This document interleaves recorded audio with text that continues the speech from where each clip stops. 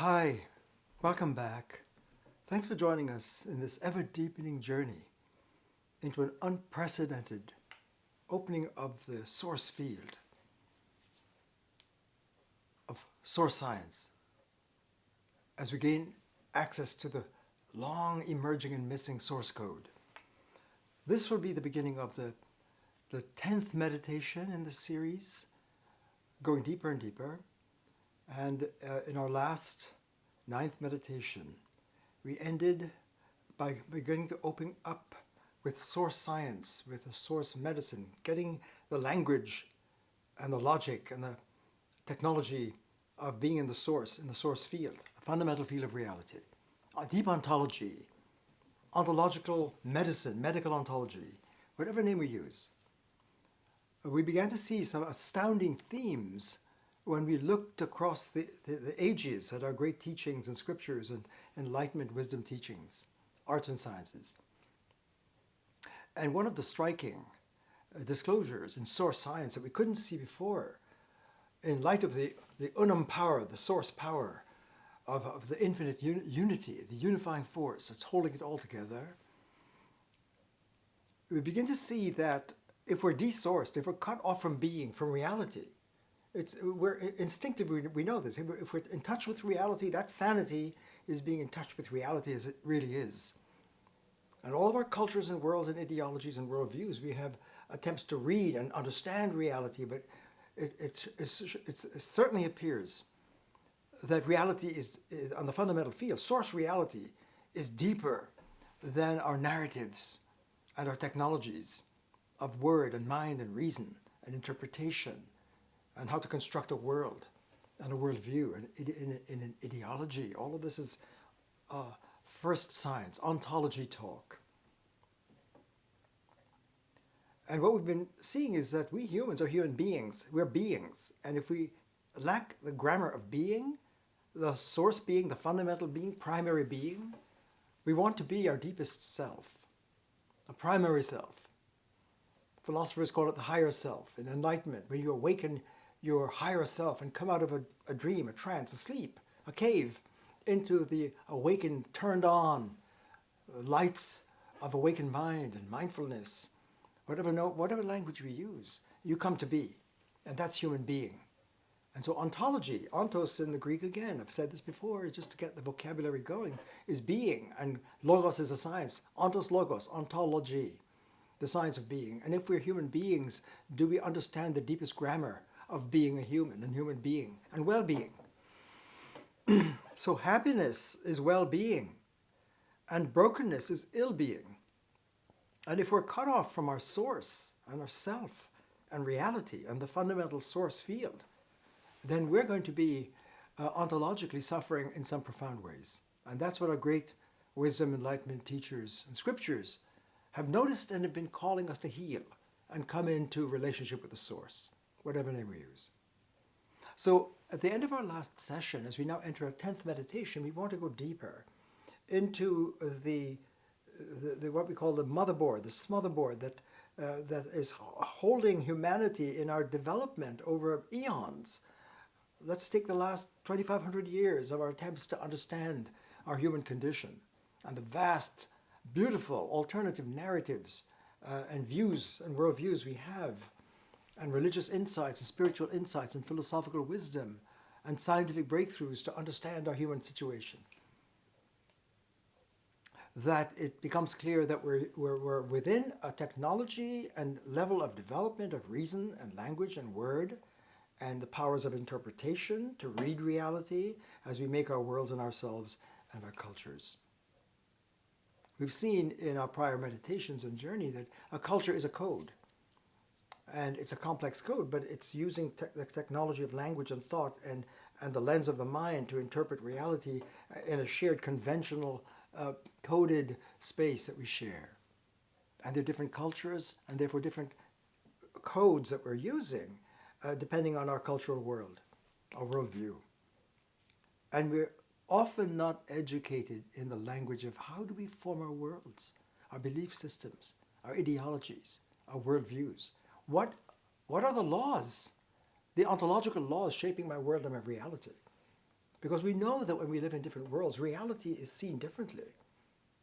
As we cross different religions and traditions and disciplinary worlds and orientations, our understanding of what is real, what is my world, what is truth, shifts as our ideologies or worldviews and lenses of the mind transform into different worlds.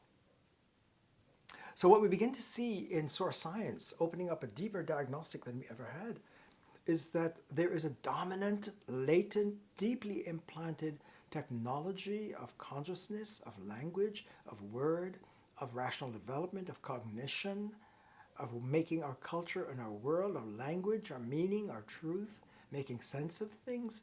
All of those are connected. That has been holding humanity at this stage of development, and we haven't been able to see it clearly enough and see what is that deep thought form or pattern or addiction to a mental way of being in the world and in experience and in my culture and in my life, in my psychic space, as we experience and make our worlds. That's what we're calling a deep motherboard.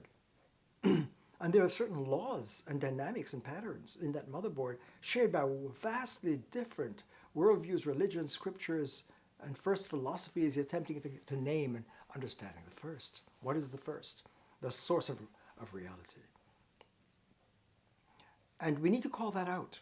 And what I was suggesting at the end of the last meditation is we went deeper and deeper, is that what is that motherboard, that operating mental technology in which we make our lives and our worlds?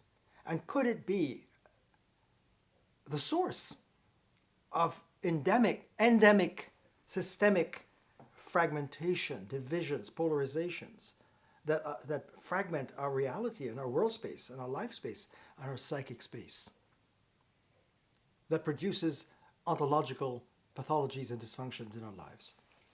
Our being is not whole. It's not integral. We need an integral calculus, an integral technology, a meditative technology, not a predicative, but a meditative technology to flow in deeper sync with the laws of reality. And that's our journey, and that's our human maturation as whole human beings, the quest for being and well-being, individually and culturally. We suggested in prior meditations, as we went deeper and deeper into the space, to understand it and get the language and to get the literacy and therefore the competence in making ourselves and our world, that if there is fragmentation, we're going to suffer from that. And that the great medicine of our great teachers have been calling us to somehow see that hidden, dormant, deep implant, motherboard, whatever name we use, where we're processing reality, to realize it's cutting us off from the source.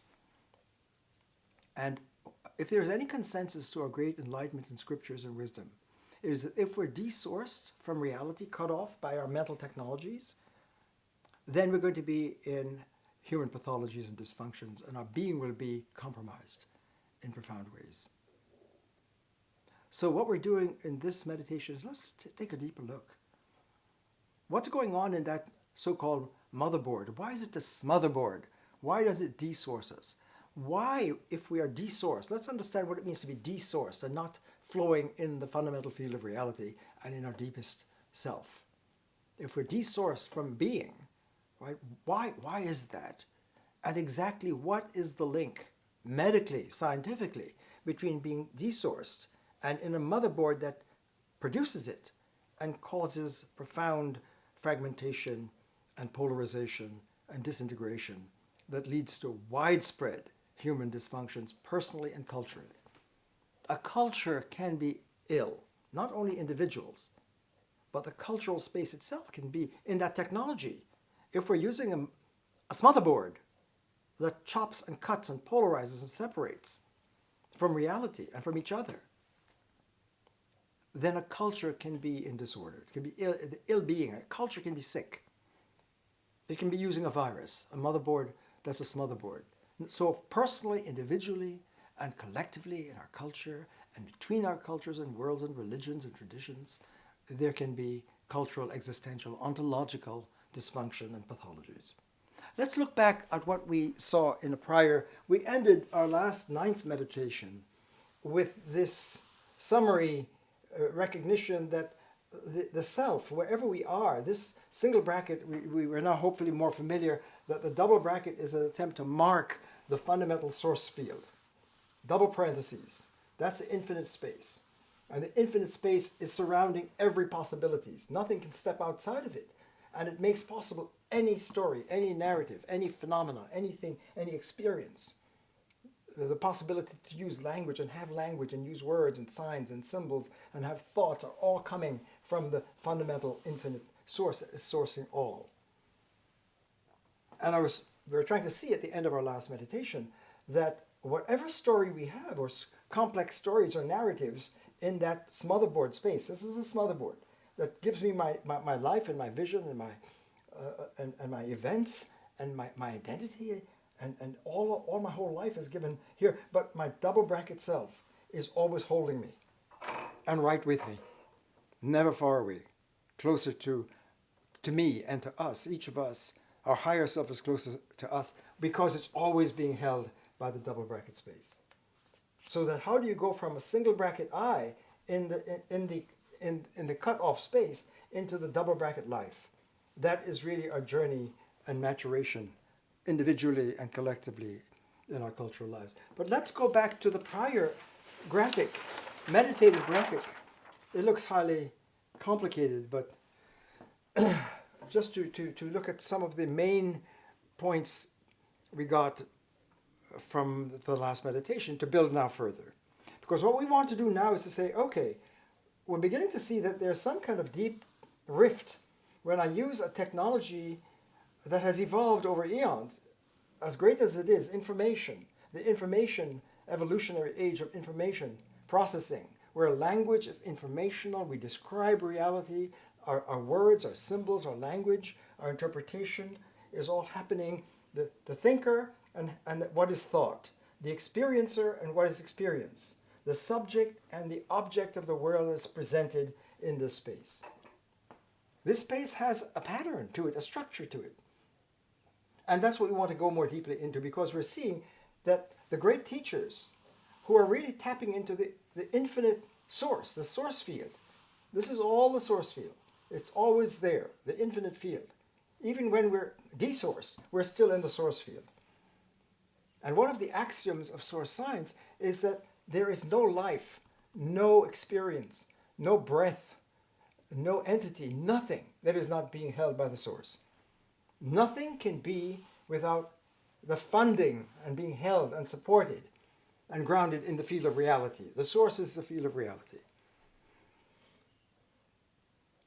So whatever we experience, even in our dreams or fantasies, whatever it is, it's still within the source space. All of our fictional worlds, all of our narratives that are going on here in this narrative space of belief systems and worldviews that we have, what we're beginning to see is that in the infinite source, the infinite Unum means that reality, true reality, source reality, is a continuum flow where nothing can be broken apart.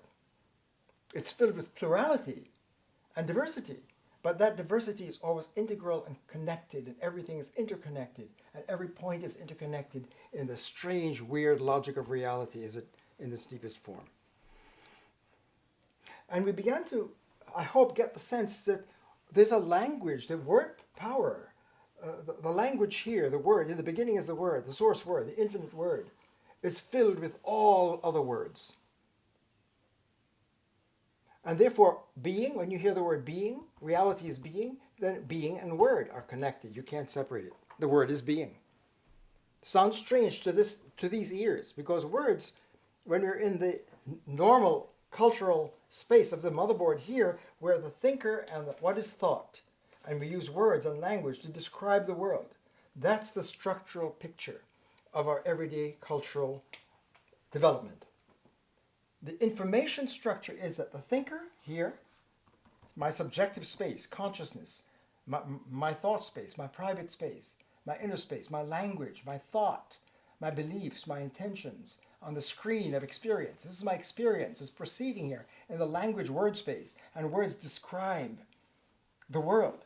So when I say snow is white, and I have a thought using words, snow is white, I have a thought, a mental thought, snow is white, that sentence pictures a fact outside in the world. And if snow is white, then it's true. So truth and meaning comes from this space.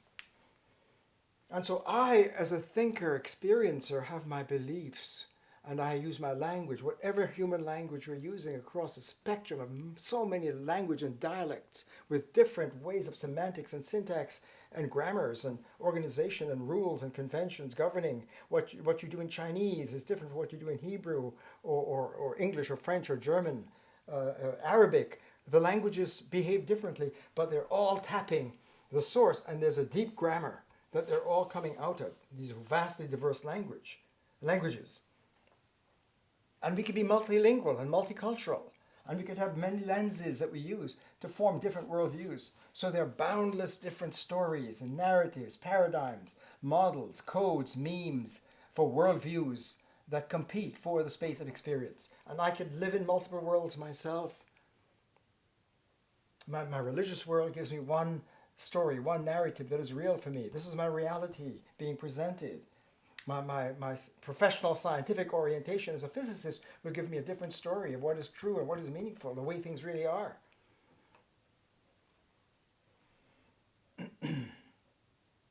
And my spiritual practices, if I'm doing yoga or Tai Chi or some other, or martial arts, or some, that'll show me a different, with the Chi energy flowing, that'll give me a different story. As I cross cultures, I get different stories, different worldviews, different belief systems. So the idea of a worldview or a world is a story, a narrative space in this structure. So here's the question.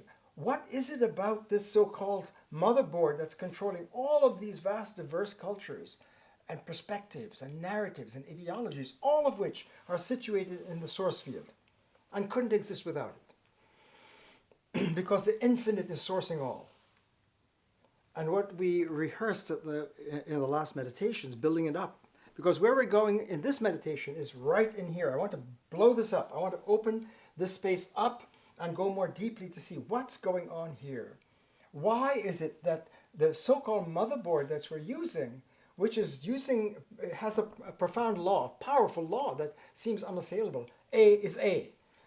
That is a law that shapes my language, my thought, my experience, what I see in the world. I see a color, I see a table, I see a person, I see a tree. It has a name, it has an ID, and I'm hungry, I'm thirsty, my inner mental states, everything is given a name tag. That is a law. A is A. So whatever I think and feel is broken out into having an ID, that gives it a separate identity tag. And that shapes this space. What we need to see, most people don't realize that there's a law governing our cultural performance. As vastly diverse as our cultures may be, and they are, and our disciplines and narratives, they share an ID law. A is A. What does that do? Well, I am I. And what that does, the law A is A, says A or not A. So it begins to set up boundaries and polarization. Identity spawns difference. To have the law A is A, when you claim A, then you cut it with not A. So A, not A. And so that sets up this line, and that creates the deep line.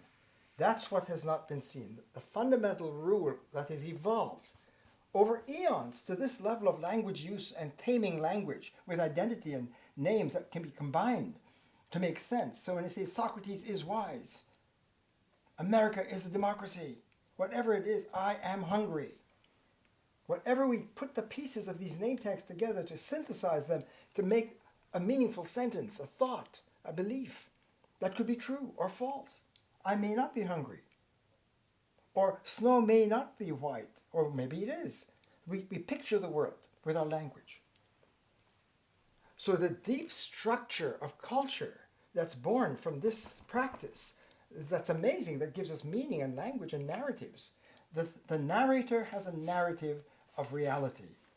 And the lens that she has of giving different arrangements and worldviews, if I change my lens, I change my world, my whole belief system showing up here. In other words, my mental states are being processed in the screen of experience, where my world is showing up, my inner world, my outer world, our shared world, our culture, all of vast nature, the galaxies, all being seen through my lens in this space. Why does that arise? Well, philosophers have seen that there's a law of identity that really is implicit here that sets up the structure. Because once I say A is A and I have identity, I've broken the circuits where there is no separate A. There is no separate atom. An atom is a unit that stands on its own, in its own space. That's identity. If things have identity, if I say Socrates is wise, then wise is an identity different from Socrates. But I'm linking them. I am linking Socrates is in my thought. I am judging and observing and interpreting Socrates is wise. And I believe I have something that makes sense and is true. Because the fact in the world out there is that Socrates is wise. And if my thought connects with the fact, then it's true. And I have those thoughts. So all of my thoughts, which is my mental life, is where my culture is unfolding and my different worldviews. And most people don't get this picture. We just live our world. We're in our culture. We're raised. We're speaking our language. We know how to play this game of putting pieces together. And we know that if we say 7 is blue, that we don't do that. It breaks a law. What law? Well, 7 is a number. It's not a physical thing. Blue is a color. It goes to physical things. And you can't say 7 is blue. It doesn't compute. It doesn't make sense. Philosophers call it a category mistake. When you're using the laws of thought of your culture culture gives you rules and conventions based upon what is real in that worldview of what can connect and what cannot. If I say the stone is alive, that's in some worlds it's considered a category mistake. But if I believe that spirit fills the universe, then nature, the mountains, the river, the stones can be alive. I can think that way. So thinkability, the technical word is predicability. I can predicate. To think is to predicate is one of the axioms of human evolution. And Aristotle, for example, in formulating the laws of logic, which is a major breakthrough in terms of the space of being, the space of reality, the space of reason. This is a space of reason. It's a stage of reason where reason, the logos, reason is here. But when we're evolving and we're at this stage and we're using identity to get the law of reason to make sense and put pieces together and have meaning and truth, this is fantastic. And then we have different worldviews. So what makes sense in one world?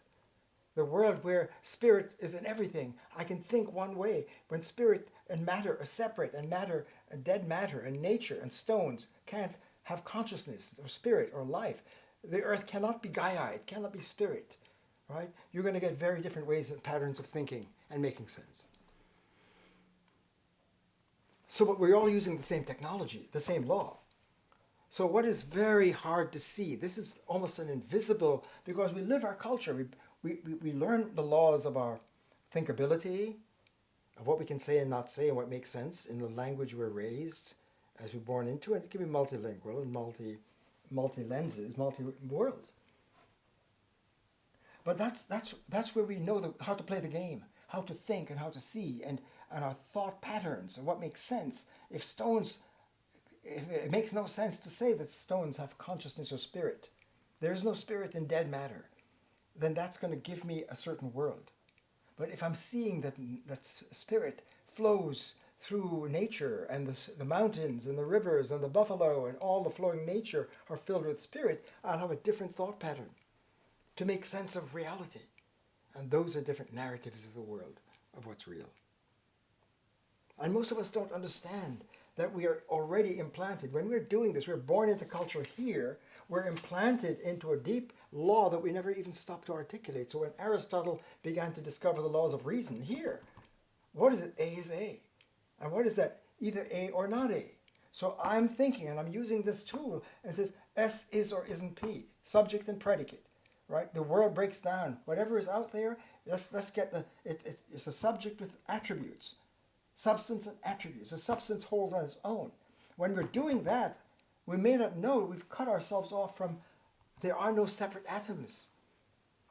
Identity thinking doesn't, this is interconnectivity, this is relativity, interrelationality, interflow, unum pluribus. Everything is woven together. There are no broken pieces. So when I go into this space, I'm not describing reality. You go to a higher technology of being in word and mind and reason. You're one with the logos. You're in the self-evident logos. You're in the flow of a deep relation. The relation and reason here is an immediate, intimate communion. So I-thou relation is a deeper kind of relation, an unum relation, than relations here where we say I am running, or I love you, where I and you are separate, with separate identity, and the subject is looking at the object and talking about it. I love you, right? So this is I, it. That comes with the technology. The basic law that rules our lives across all of our vast diversity. Imagine, we can have different logics. We can have different, and we have had different logics in the history of thought. Different structures of what is presented when we use our language to represent reality and form our worldviews. They're different logics, but they're still sharing a deep common structure. And that has not been seen clearly. And that's what we're calling the motherboard. The motherboard, and the metaphor is that the motherboard is so deep that we start to live our lives. We're born into our culture, and we're using certain laws that we never stop to even realize or know or articulate. That doesn't matter. We're living it. And and most of us never stop to say, what are the laws of predication? How do we know when we make a category mistake? Most of us never do that. Philosophers and logicians, ontologists, have to, that's what they do. What makes sense in one world doesn't make sense in another.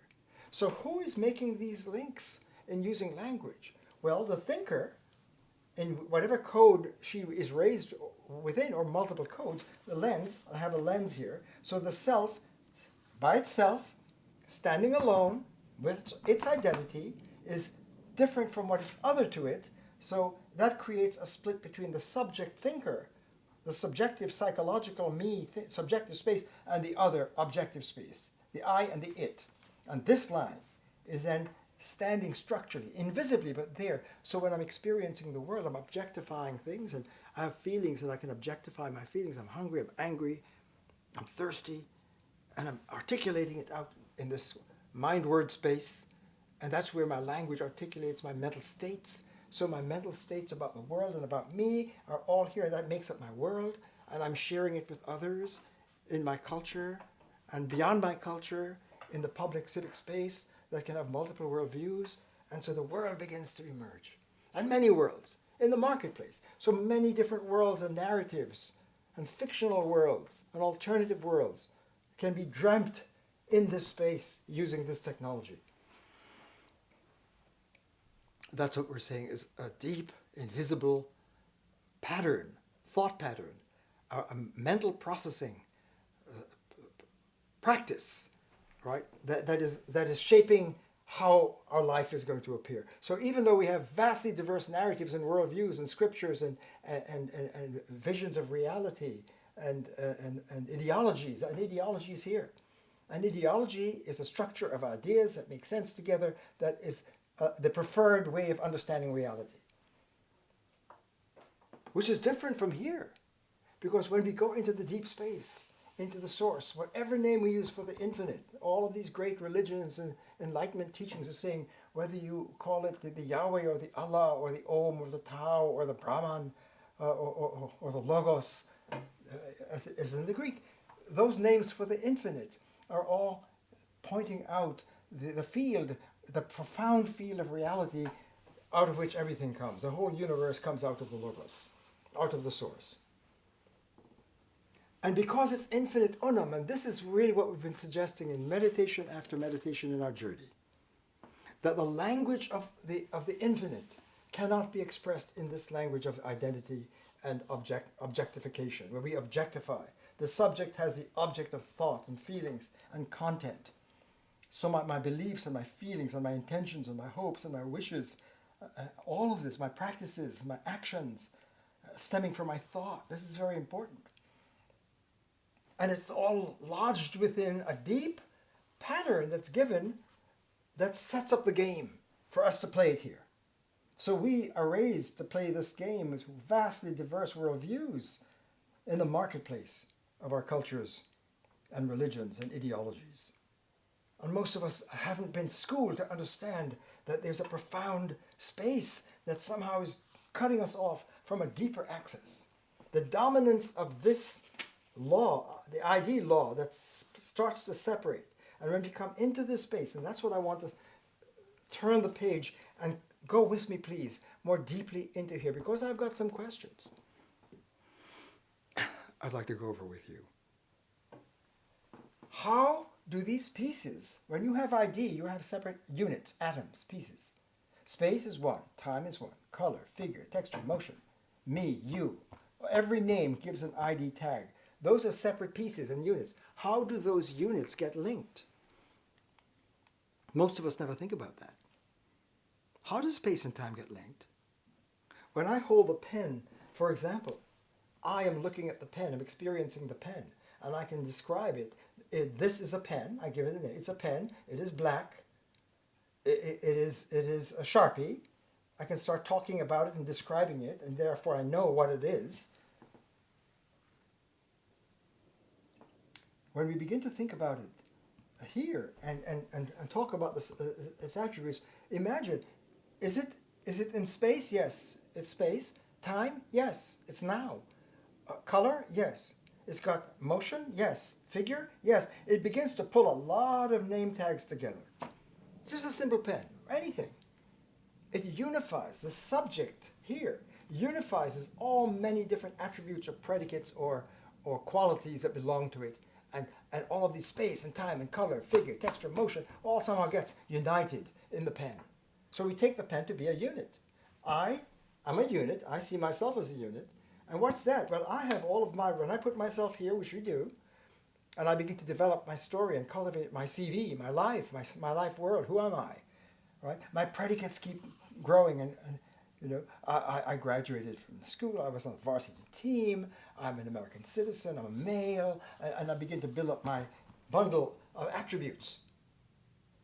But who stops to ask, how do these scattered IDs, separate units, attributes get united in me? Am I not an individual, a unit that integrates these diverse attributes, vast diversity of attributes, making up my story of who I am, which is processed in this technology? Who am I? I'll start to tell you and describe my whole life history of all of the attributes I've developed that makes me, that together accumulate to give me my unity and identity and integrity, allegedly. So where does that unity come from?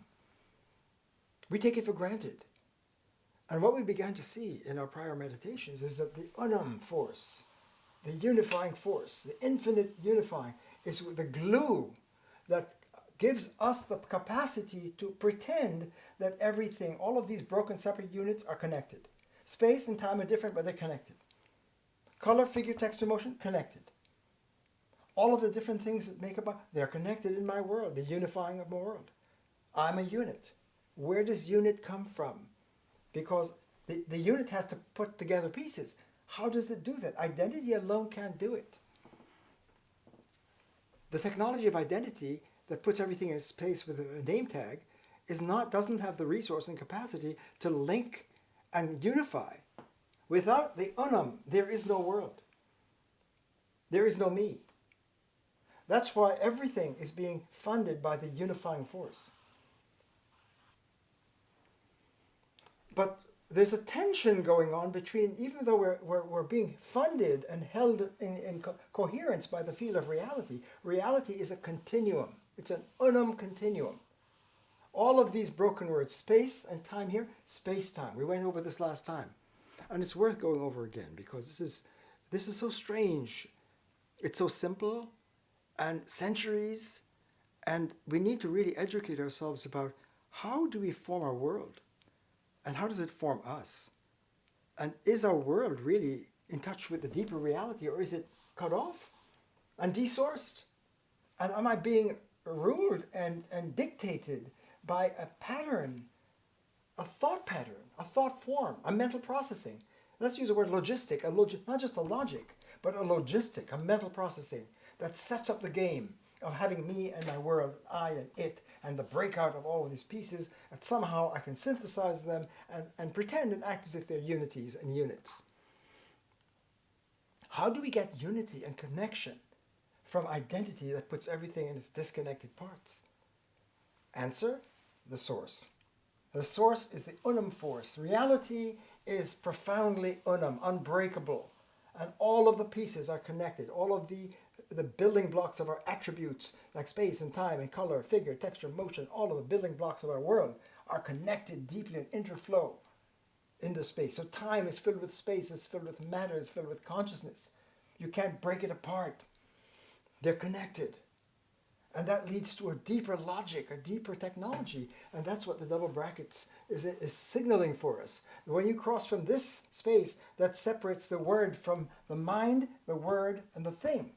And our symbols represent and present and picture. So language pictures reality. It's representational here. But when we go here, we saw last time, it's lived, it's embodied, it's presentational. So when I say I aming, when I'm I aming, I'm being. To think and be and say I am is to I am. It's not to talk about it. The language here talks about it. Language here presents it. And that's that logic and that truth of the Unum, the logos, in the flesh here. And you cannot separate the logos, consciousness and reason from the flesh. That goes on here, where the mind and consciousness and the soul can be severed from the body. Right? That comes from the law of identity. Because there are things about the soul outside of the body and the things about the body that are so different that they can be considered as different entities, different kinds of things. So everything is an entity or an attribute and a name with a name tag. But that breaks the circuits of flow that's here. This technology violates reality by its nature. And it is in a way cheating, because if you couldn't take this outside of this space, it would evaporate. The only way we can retain and maintain the semblance of this space is by having it be funded and held and sustained by the power of the Unum force that allows us to pretend that we got it together. So one of the deepest diagnostics from the source science, from this lens, looking at this human condition, here's the human condition that evolved from millennia to this point of culture making and technology and worldviews and ideologies and beliefs and mental states and psychology and so all of our liberal arts using this technology to get the narrative, the theory, the structure, right? And the lens that we create to understand it and the multiple lenses we can have. And they're all different stories. So if I have one worldview, it doesn't connect with the other. Why? Because the separate ID of being a Christian doesn't give us clues to how to connect with acupuncture or with the Muslim or with the scientist. And each worldview has its own ID and pulls it apart, so they're worlds apart. So how do they connect? You got to go deeper into the logos. But you can't do it from this technology. That's the point. If there is one great lesson that comes out of our journey from the source science and the Unum science, the missing science from this space, it is that this technology of naive identity that gives us the technology to have information and narratives and stories and ideologies and belief systems and mental states, and therefore our worlds and our experience. Our experience is manufactured here in this space. And one of the fallouts is it divides by its nature. The principle in this technology gives everything a name tag, which begins to help us to package and manage our world and what we see. So we have a deep contrast between language here that performs and reveals, discloses when you're surfing the field of reality, the fundamental field. When you're selfing, when you're I-aming here, you are one with the flow and one with the thou, the I and the other, and the field are interflow. When the runner is running, and she is the running, the thinker and the body and the running and the activity cannot be broken out separate here, but they're one in one PowerPoint here. That's when you're in the zone. So when you're in the zone, so to speak, in the Zen, in the Christ, in the Buddha, in the yoga, in the Om sphere, the logic, the technology here of the mind, how the mind operates. And that's what the double bracket means, is to process that deep interconnected flow where space, time, motion, color, figure, texture, consciousness, all of these breakout, separated here, are meeting and connected in a profound continuum. Reality is a continuum. The culture in the space is a discontinuum. So this line is all important in our human flourishing. This technology, which identifies and gives IDs, in effect creates a cut and a barrier. As long as it dominates, there is an invisible barrier that cuts us off from deeper access into the holistic integral continuum flow, where primary relations flow. So relations here, we're going to turn the page in a moment now. This is just rehearsing some of the high points to see what do we go to do next, to see that widespread, when you look into the human condition from the double bracket source lens, we can see more deeply, diagnostically, wide-ranging breakdowns that come from fragmentation and polarization and artificial relations that breaks us apart and cuts us off from deeper flourishing and meaning and being.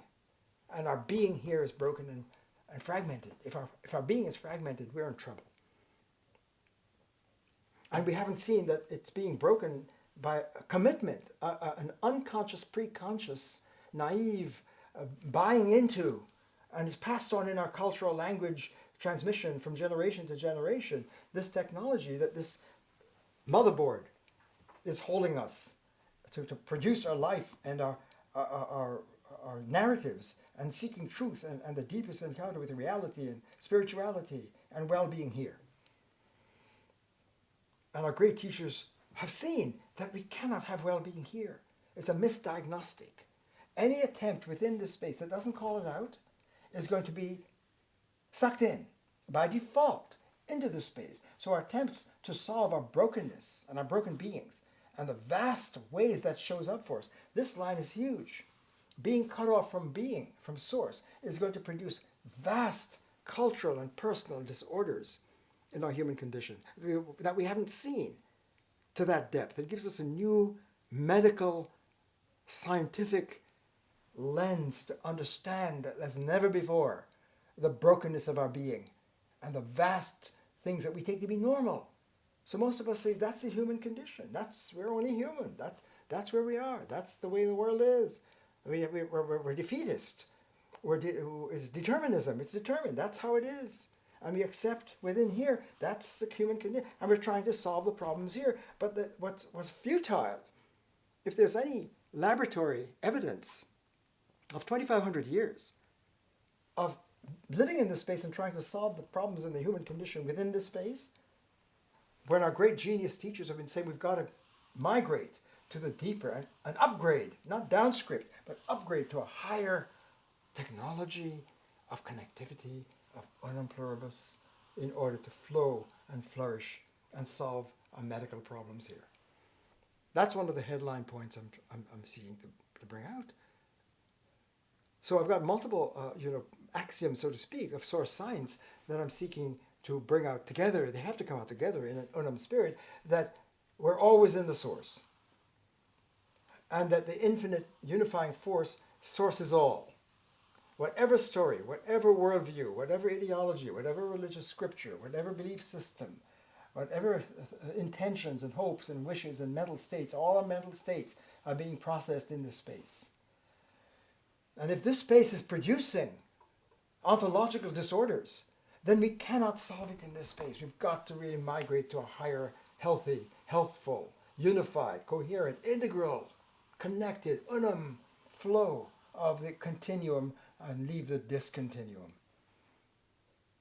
If we're living in a discontinuum, we're broken. If we move into the continuum, and that means we've got to let go of the dominance of a colonized mind and a colonized culture that's living under the sway of deep patterns and principles that are so deep we haven't fully articulated and understood them. To call them out, and we can't cross unless we call this out. There's no bypass. We've got to cross this line. We've got to let this go and upgrade. So what we'd like to do with this meditation, this is a warm-up. I hope you're holding it with me. breathe. And if you need to take a pause, please pause. And this being the 10th meditation, if we can think back, and that's already going to be, because we tend to have a chop mind, and it's going to be hard to see, what did we do in the first meditation? How about the second, third, fourth, fifth, sixth, and now seventh, eighth, ninth? What have we done? Do we remember? It's very, very difficult, because mindfulness, memory, requires the double bracket technology of consciousness, to hold the multiplicity together in an unum memory, to be mindful of where we are. That's why I may appear to be repetitive in each meditation, to reboot it, to bring us back and call our attention, because we're rehabituating the mind. Right? It's a new habit. Habit is a pattern, right? And to rehabituate, to go from here to here, to switch from this life embedded here, to step back and look at it from the way Jesus or Buddha or Moses or Krishna or Muhammad and the other visionaries who are seeing from this space and seeing the double bracket language and the logos and the unity here, right? It's going to take deep therapy and discipline in order to keep coming to the deep science and looking at this. So forgive me for rehearsing the journey. We've come every time to rehearse it and then go deeper, which is what we're about to do now. So to sum up this warm-up, we're limbering up, is that when we're in the zone and in the deep reality language behaves differently. The logos word here reveals reality. It doesn't describe it. So to cross into this is to live it and to embody it. And that would explain why a master teacher, Jesus as Christ, the Christ voice, the Christ language is, I am the way, I am the truth, I am the life, the logos in the flesh. Right? It's got to be lived. Why? Because infinite unum cannot break it apart into separate pieces of IDs. The flesh cannot be broken from the spirit. The mind and the word and the world and space and time and mind and time and space, we cannot divide them. They're all interconnected deeply in this field. And we don't know that language. We haven't gotten that code. That's the double bracket missing code that all our teachers are seeking to call out and civilize, so we can migrate and rise and cross out of this desert into the oasis of peace and love and high culture, of coming home to who we truly are, in our vast diversity, to yet find our common ground, an unum continuum in the pluribus. So we're opening up the theme of a continuum, and furthermore to show that in the discontinuum culture, space, and technology that breaks and separates pieces, we still require unifying force to hold it together, otherwise it falls apart. Even though our worldviews give us meaning, and we make sense, and we have reason, and therefore coherence and links, and we can join pieces together, as when we say Socrates is wise, each has its identity, but the is allegedly brings a relation. It's very important to see that relations here, I, it, space, this is I, it. The screen of awareness is an object, and I have a relationship to the object, including myself, because I objectify myself. I process myself here. I process everything here. So I'm also being objectified, even though I'm the thinking subject, the one who thinks. I process myself in terms of my attributes and what it means to be a subject of my predicates that give me my identity and my experience and my mental states. So my mental life and my culture and my meaning and language and truth and my narratives are all going on in this space. And the point is that without the unum force holding it together, that we couldn't even have those artificial relations. I-it relations. If you say, I am the father of John, then I have a relationship to an object. Then you give the two separate IDs and you have a relation. That relation is not the same as the I-thou relation. This is huge, what I'm suggesting. That in the field of reality, the unum pluribus is so powerful that relations are an unum continuum, a communion. The I and the other are in communion, unum communion. Even though diverse and different, we're still held together in a profound unum. That's the unum pluribus law. That every all the vast infinite diversity is connected. All of our big building block words, space, time, motion, figure, texture, consciousness, mind, body, are all connected in the Unum space. And one of the deepest revelations of Unum source science is that everyday culture, in a way, is plagiarizing or capitalizing on being funded. It's being held by the Unum force, but it doesn't acknowledge it because it can't see it, because it's seeing here. It's not seeing here. So one of the axioms we might draw out is that if it weren't for the Unum glue, the force, its unifying force of reality, the field of reality, which is always here, of course, it's always here. Reality is here. The continuum is here, even though we're laying upon it a discontinuum mental processing that makes it appear that things are broken apart and separate. That Yahweh and Allah and Om and Tao, for example, these different great first names are different and worlds apart. And I have my story and you have your story and they're different stories. So what we'd like to do now with this warm-up is, if it weren't for the source reality holding us in every breath, we couldn't even have the appearance of relations and unities and individuality. I take myself to be an individual, even though I'm divided. I'm cut off from myself. I'm cut off from the other. This is non-divided. The I-thou space, the relationship here, is a primal source relation. Relations here are synthetic and artificial, and borrowing from the fund of the relational flow and resource of the continuum of reality. So it's a continuum of reality that's holding our stories and narratives together, even though our technology is not rich enough to tap it. We need to upgrade in order to experience the intimate flow. So what we want to do now is go a little more deeper. Take a moment and see what is it about this technology and identity that breaks things apart and is really producing abysmal human existential suffering, ontological suffering, and compromising the wholeness of our being. So as we turn the page, just catch our breath and center. That's a lot to process, I know that. I've gone pretty intensely in this meditation, seeking to help us really see what has not been seen, because it cannot be seen in our normal cultural lens and vision.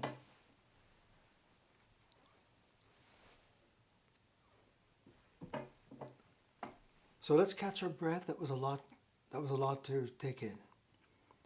And in concluding this 10th meditation in our journey, I'd like to just focus on some of the deep, powerful themes that we're going to go in greater depth in the next 11th meditation. So this is a conclusion to set up the themes and articulate some remarkable, stunning findings from source science that we couldn't see before without the source code and access to the zone, to the source field that has been pioneered by our great teachers and scriptures and enlightenment teachings through the centuries and by the sciences. So what we've seen so far in this journey is that however you look at this human experience, a human condition, looking at our human conditions, we're living in cultures, we have belief systems, worldviews, we have experience that we're processing. And one of the points, the takeaway that I'd like to invite you to think about before our next session is that human beings are beings who interpret. We make sense of our world. We have to metabolize the data of our environment, our inner environment and our outer environment, the data that strike us. We have developed powerful ways to make sense of it, to metabolize it. If we didn't metabolize what hits us with the eyes and the ears and the smells and our senses in our experience and our inner feelings, I'm hungry, I'm tired, I'm thirsty, I'm angry, whatever our inner feelings and our emotions, all of our life, that's experience. And so one lesson from the history of evolution, of ontology and deep philosophy, is that we humans are interpreters. We interpret, we make sense. It's not just when we have a text that we interpret, let's say a biblical text, but we're interpreting the text of life. It's a word field, it's a text. We're living in the text, so to speak.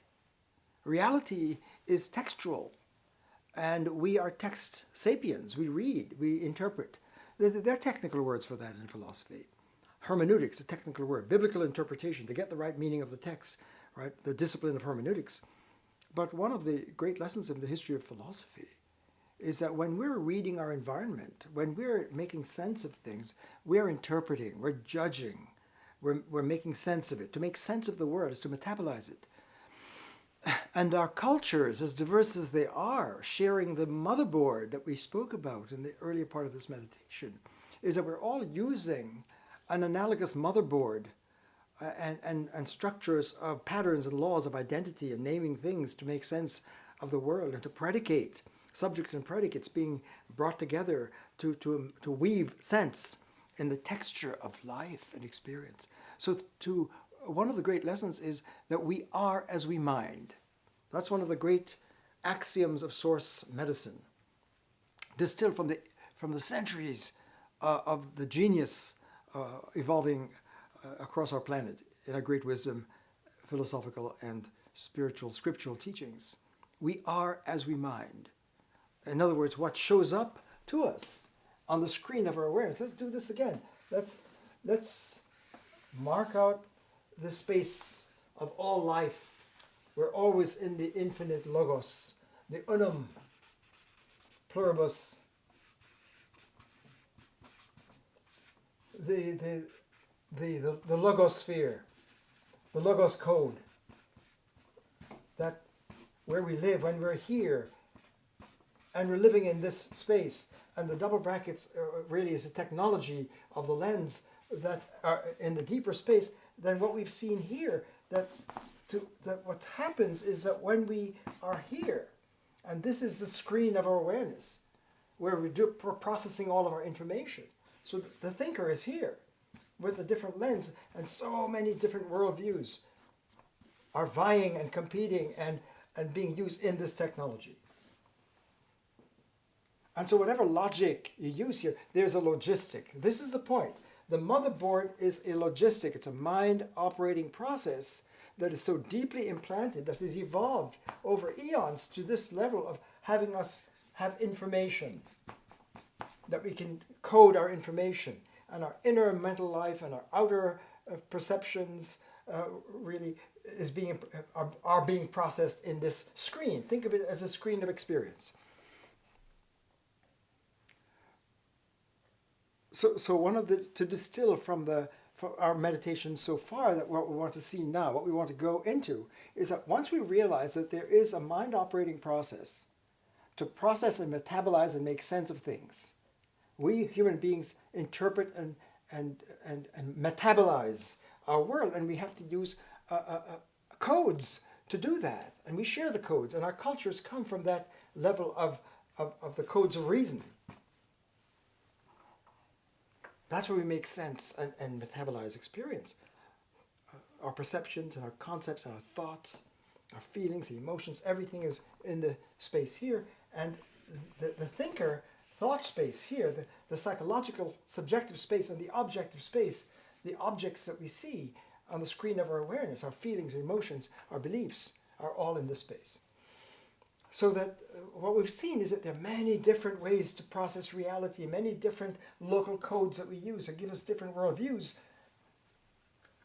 And we can live in multiple worldviews, and we have different IDs. Everyone gives us a different ID. My ID as a religious person, my ID as a scientist, my ID as a practitioner of yoga, my ID as I go to my therapist. All of these different narrative spaces give me different versions of myself. And if we don't have the Unum power to hold it in integrity, I am just a bundle of multiple identities and ever-changing units of thought, mental space. Our mental states are here. And this technology gives identity to our so we have a vast range of plural units. And one of the questions we asked in the early part of this meditation is, what holds them together? what brings space and time and color, all of the different bits and pieces that we give IDs and names to, what holds it together?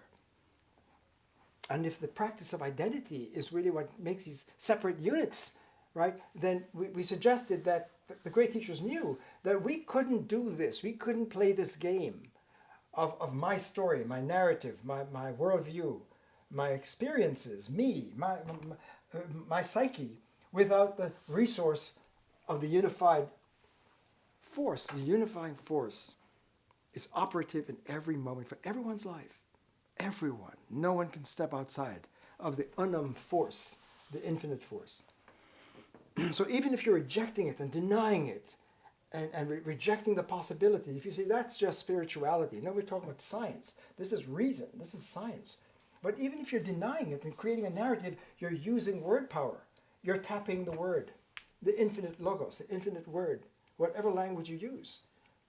So there's a kind of deep existential hypocrisy in saying there is no source. There is no logos. Or even God talk, there is no God. God is not here, God is here. So even to affirm or deny, you're using this logic. If you're using this logic, you're in this smotherboard. If you're in the smotherboard, it's being funded and sourced by the infinite force.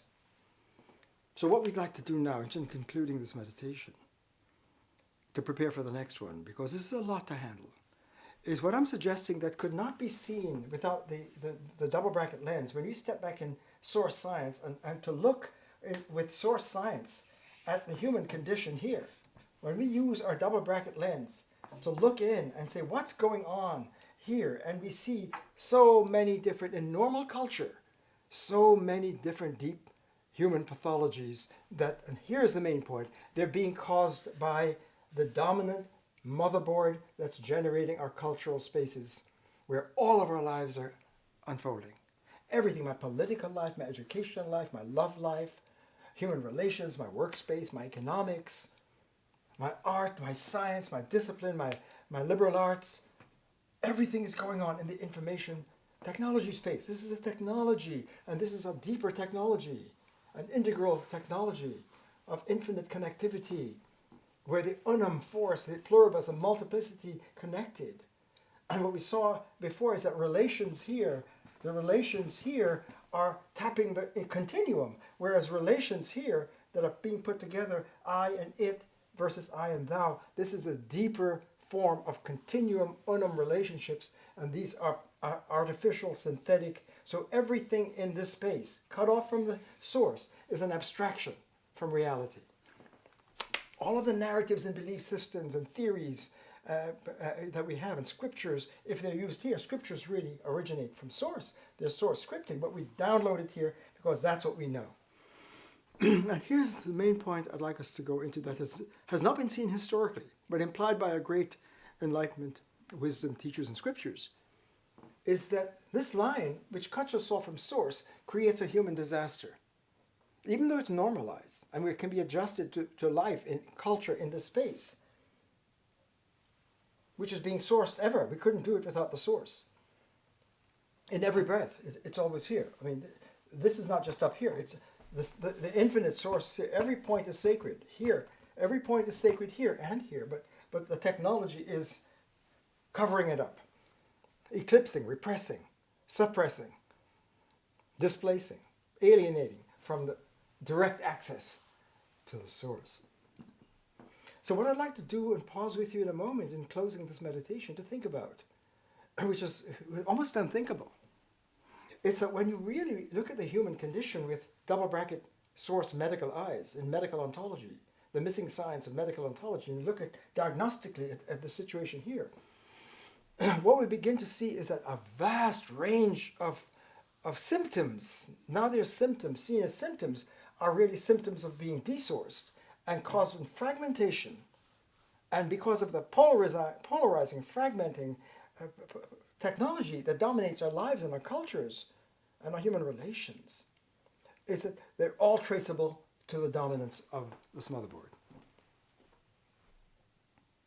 That is huge, and that has not been seen. It couldn't be seen before within here. If we're seeing, look, something is wrong. We have sexism and racism and homophobia and violence to one another, and war and Holocaust and genocides and all ethnic cleansing, tribalism, and absolutism and relativism and sophistry and imposing our belief systems on other people and clash of worlds and civilizations and worldviews and violence in the name of religion and on, so many different symptoms that are seen here.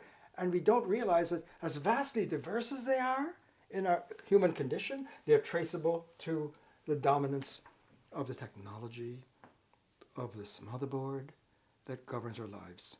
We're colonized by this motherboard because it's such a deep implant we haven't been able to see it. It allows us to see. It allows us to have meaning. We can make sense. We can play this game of meaning and truth and knowledge and my belief system here. And we haven't seen that this technology fragments and breaks apart and is a source of far-reaching, far-ranging, diverse human dysfunctions and pathologies at the cultural level and at the personal level.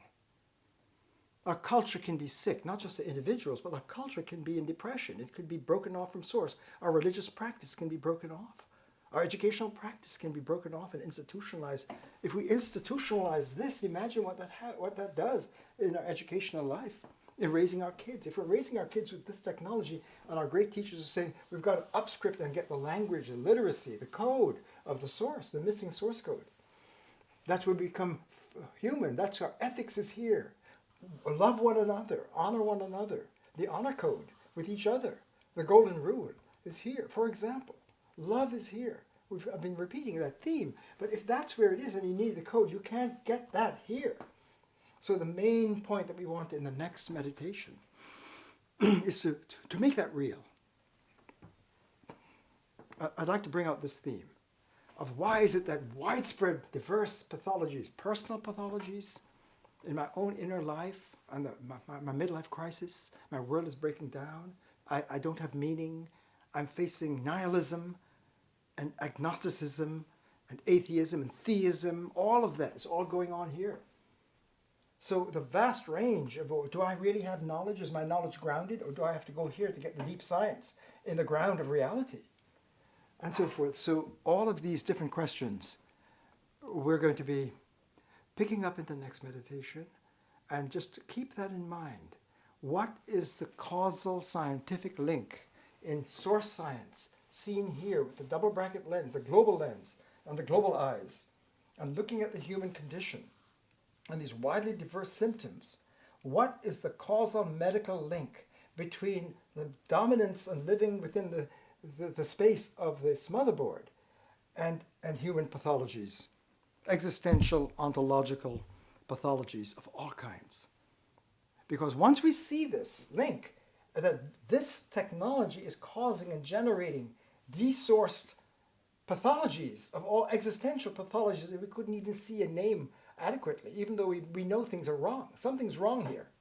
And once we see this, we have a chance of moving to the next level, as our great teachers have been calling us, out of this space.